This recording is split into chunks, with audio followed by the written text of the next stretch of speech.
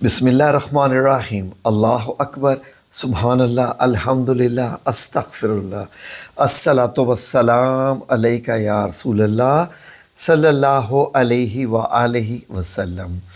नाज़रीन, बहुत सारे लोग जैसे ही 35 से 40 साल की उम्र में जाते हैं तो वो शिकायत करना शुरू कर देते हैं कि या तो उनका ब्लड प्रेशर हाई हो रहा है या ब्लड प्रेशर लो हो रहा है। ब्लड प्रेशर हाई हो या लो हो नाजरीन, ये दिल के लिए बड़ा नुकसानदेह है और दिल की बीमारियां भी काफ़ी इससे पैदा हो जाती हैं। नाज़रीन, ब्लड प्रेशर का ताल्लुक बेसिकली बहुत सारे और अमराज से भी है। इसकी बहुत सारी और वजूहात भी हैं। नाज़रीन, अगर मैं इसकी डिटेल में जाऊंगा तो वीडियो लंबी हो जाएगी। बात करते हैं कि एक ऐसे अमल की जिसको 5 कॉफ का अमल कहते हैं। कॉफ, 2 नुक्तों वाला जो काफ होता है, इसका 5 काफ इसलिए कहते हैं कि एक ऐसे कलिमात हैं जिनमें 5 काफ आते हैं और वो इन तमाम किस्म की बीमारियों के लिए नहायत मुफीद है। बड़ा ही मुजरब अमल है। नाज़रीन, रूहानी दुनिया में इस अमल की बड़ी ही अहमियत हासिल है। और अगर आपको महसूस हो रहा है कि आप की दिल की धड़कन तेज़ हो रही है या दिल की धड़कन कम हो रही है और डॉक्टर ने आपको गोली लिख कर दे दी है कि आपका ब्लड प्रेशर का मसला हो चुका है, या आपके दिल की शरेयानें बंद हो रही हैं, या आपके दिल के वाल्व बंद हो रहे हैं, अंजाइना की भी कोई सूरत हाल, या स्टंट का कह दें या हार्ट फेलियर का भी कह दें, तो नाज़रीन ये अमल उसके लिए बहुत ही मुजरब है।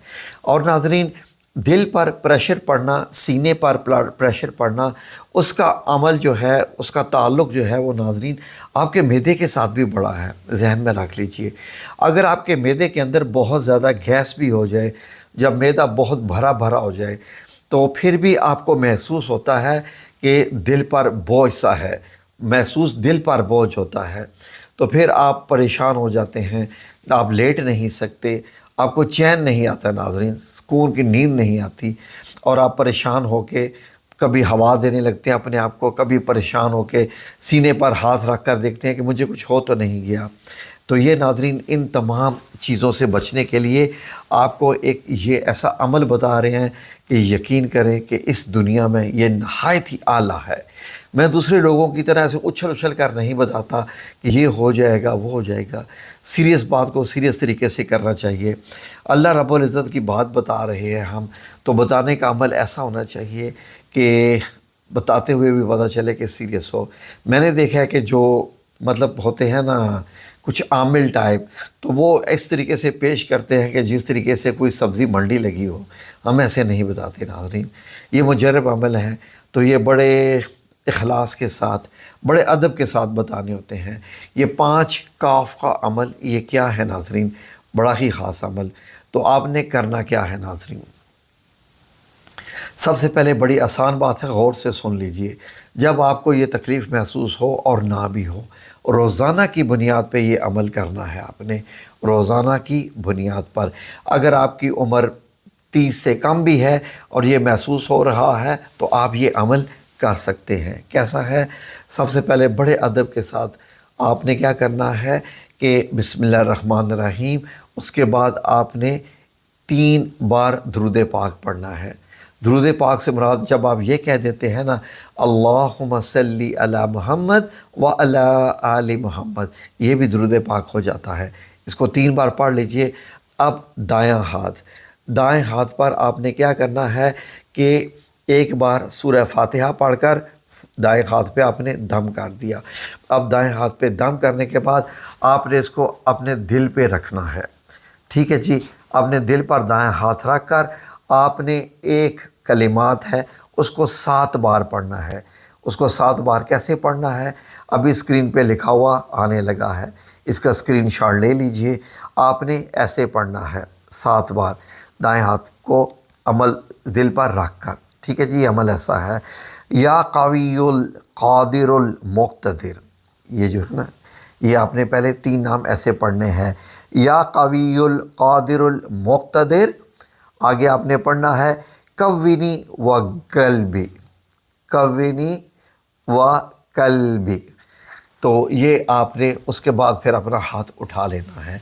ये दिन में आपने صبح اور شام ایک ایک بار عمل کرنا ہے دل پر ہاتھ رکھ کر، ٹھیک ہے؟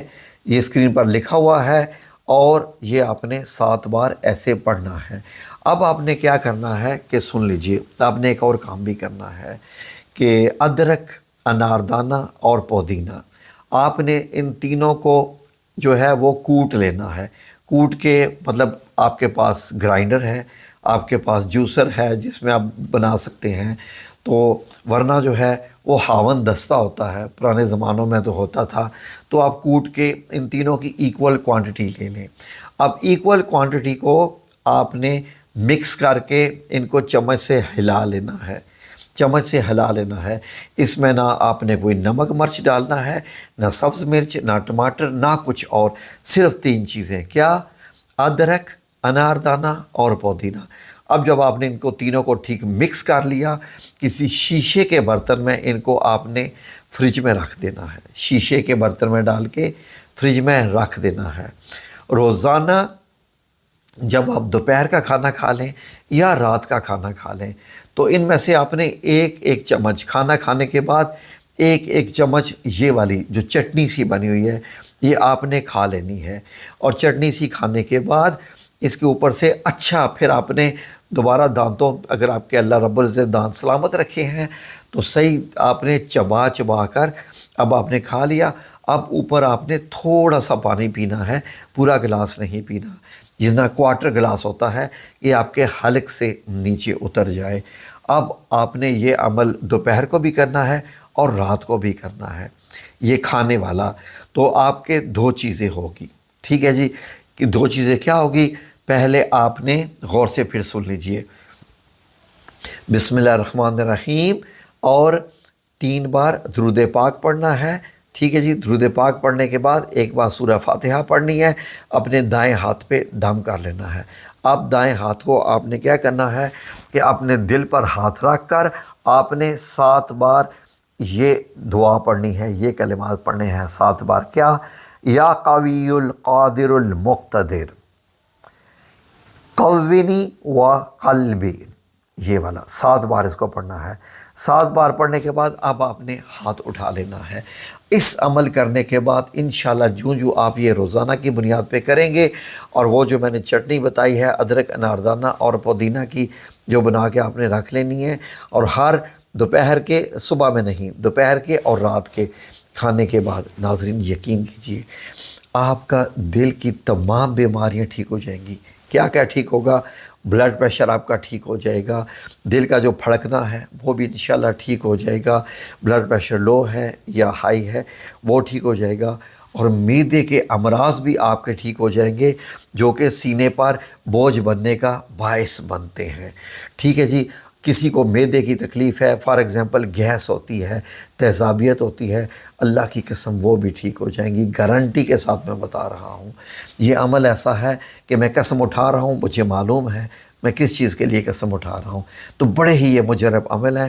آپ کو ویڈیو اچھی لگی ہو تو لائک کا بٹن ضرور پریس کیجئے۔ آپ کے لائک کا بٹن پریس کرنے سے یوٹیوب کو یہ سمجھ آتی ہے کہ اس میں کوئی اچھی بات بتائی گئی ہے جو لوگوں پسند کر رہے ہیں، تاکہ اوروں تک بھی پہنچائے۔ اور اگر آپ کو ویڈیو پسند نہیں آئی تو آپ ڈس لائک کا بٹن پریس کیجئے۔ ڈس لائک کا مطلب ہوتا ہے ہمیں یہ ویڈیو پسند نہیں آئی، ہم نہیں چاہتے کہ یہ ویڈیو کسی اور تک پہنچے، اس میں جھوٹ ہے، دھوکہ ہے، فریب ہے۔ جو دل کرے آپ کا عمل کیجیے گا۔ جزاکم اللہ خیر۔